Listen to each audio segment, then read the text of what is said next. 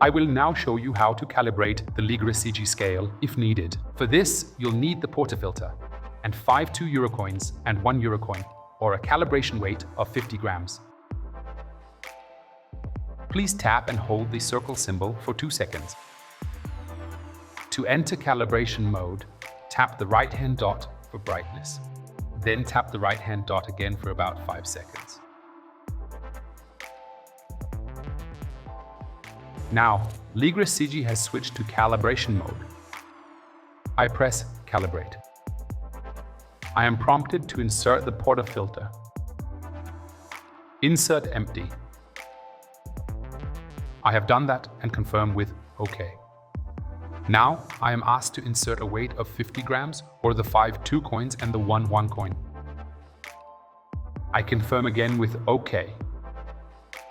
And the machine has recalibrated the scale. To return to the home screen, I tap the left-hand dot, then the clock symbol. That's how easy it is to recalibrate the LIGRE siji.